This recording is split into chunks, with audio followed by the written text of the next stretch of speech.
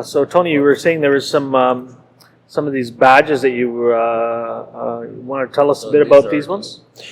Yeah, at the club that was in Coquitlam there, at the Embassy Club, there was a lot of snooker being played at that time. A lot of guys were coming into the club, competitive players and so on. And they started to have a number of centuries ran in the club, so they started to put these plaques up, and when you had a 100 break, they would record it and the date and so on, and then they would put these plates up on the boards. One notable person that's on this board, actually a couple of them. One is, of course, Brady Golland, who was a Canadian professional, and he had a maximum break of 147 in the club, as well as Russ Schuster, another very good Canadian player. And you'll see throughout here, Marco Fu has got a few centuries in here as well.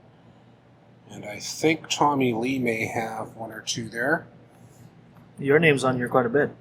Yeah, I was playing quite a bit at the time. There was also John Bear here. Gary Spencer. Yeah, Marco's got a few on here. Tom Lee's on here. John Kenyon, who was also an exceptional player throughout Canada. I think he won the Canadians once.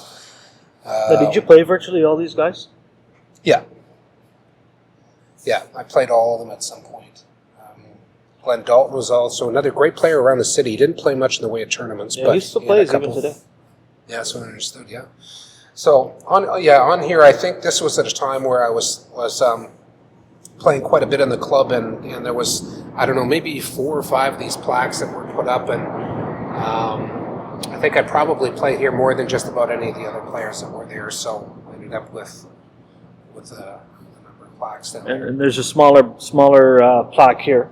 Yeah, this one was, except for 2 of them, or 3 of them, I think the rest are mine there. This was at the Club 147 in Langley, where they had the BC Westbury. And most of these were, I think, against Bill Beal. Talk about the century break that is most memorable for you, besides the first one. Was there any on this board that was particularly memorable for you? Yeah, I think the 141 that I had. That's your highest break? No, but the 141, what really made this break memorable for me was the complexity of how difficult it was and the situation that the balls were in, because they weren't splashed, and the way that the break went was somewhat controlled throughout. I think that probably most of my centuries, like a lot of other fellas, that at some point you fall out of position and you regain your position elsewhere through another alternative ball or what it might be. That particular break, I don't remember missing a particular ball that I played position on.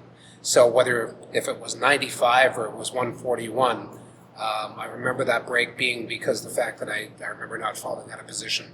That I was very happy with, because it didn't happen very often. So that was quite memorable, yeah.